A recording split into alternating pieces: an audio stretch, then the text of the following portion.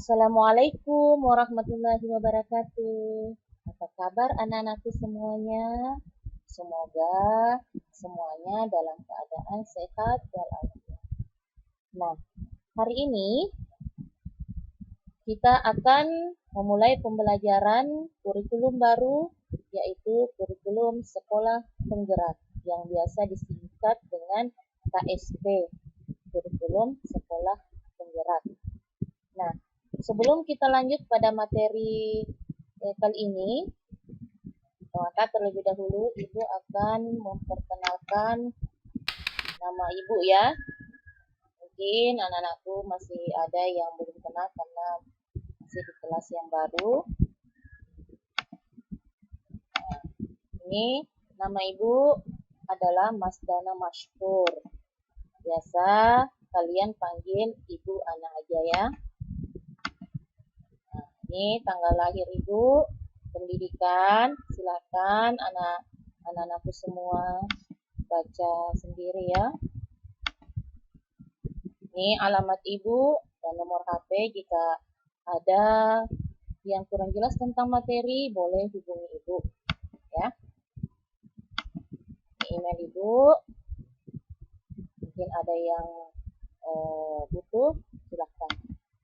Nah, selanjutnya sebelum kita memulai pelajaran, maka alangkah berkahnya kita memulai dengan berdoa dulu sebelum belajar. Ibu akan pimpin doa ya. Silahkan diangkat tangannya semua. Bismillahirrahmanirrahim. Raditu billahi rabba wa bil islami dina wa bi Muhammadin nabiyyan wa rasula. Rabbi zidni ilman warzuqni fahman. Artinya, kami ridai Allah sebagai Tuhanku, Islam sebagai agamaku, dan Nabi Muhammad sebagai Nabi dan Rasulku. Ya Allah, tambahkanlah kepadaku ilmu dan berikanlah aku pemahaman yang baik. Amin ya rabbal alamin. Nah, berikutnya kita akan mempelajari pembelajaran pertama di kelas 4 kurikulum sekolah penggerak, yaitu pelajaran 1. Mari kita mengaji dan mengkaji Quran Surah Al-Hujurat, surah ke-49 ayat 13. Jika ada anak-anakku yang ingin mencari dalam Al-Quran, boleh lihat nama surahnya dalam daftar isi surah Al-Hujurat. Boleh juga cari urutan surahnya, yaitu surah ke-49 ayat 13. Ya. Berikutnya, ini ada peta konsep. Peta konsep artinya arah kita nanti dalam pembelajaran ini apa. Nah, boleh juga dikatakan tujuan kalian mempelajari pembelajaran 1, yaitu kalian harus bisa nanti mampu membaca Quran Surah Al-Hujurat.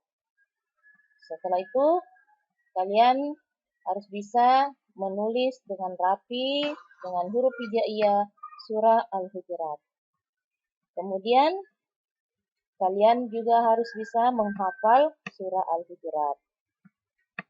Dan terakhir adalah memahami pesan pokok yang terkandung dalam Surah Al-Hujurat ayat 13. Nah, bagian A,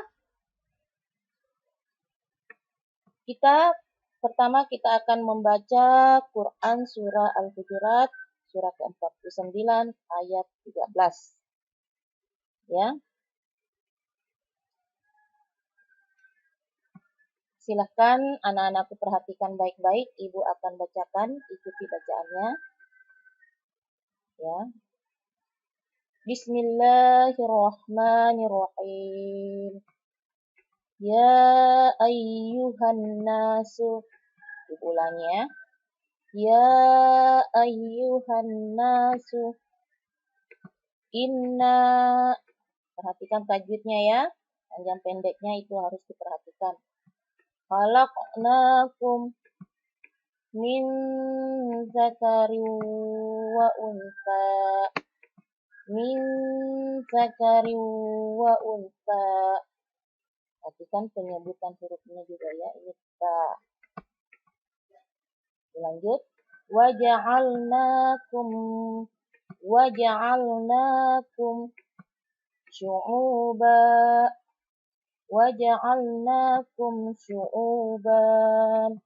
wa qaba'ila lita'arafu. Inna akramakum indallahi atqakum, indallahi atqakum, innallaha alimun khabir, alimun khabir. Shadaqallahul azim. Nah, bagaimana anak-anakku semuanya? Sudah bisa? Diharapkan semuanya sudah bisa ya. Nah, berikutnya, bagian B adalah mengartikan Quran Surah Al-Hujurat ayat 13. Nah, itu tadi secara keseluruhan, sekarang adalah berkata. Nah, ini makna berkata. Silakan diikuti ya. Ya ayyuha. Ya ayyuha itu artinya wahai. Ya ayyuha, wahai.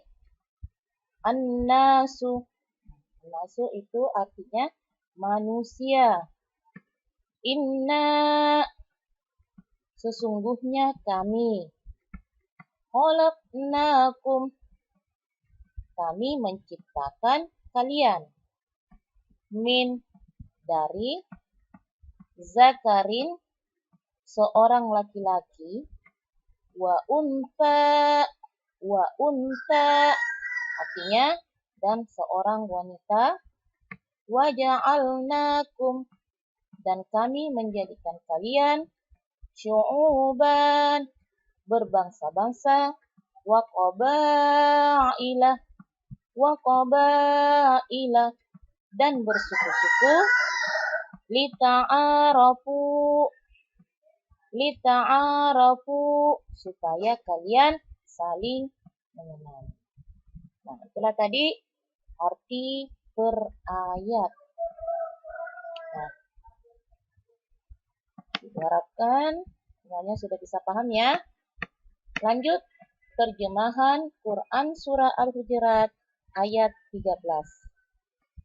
Kalau tadi artinya perkata, sekarang arti atau terjemahan secara keseluruhan.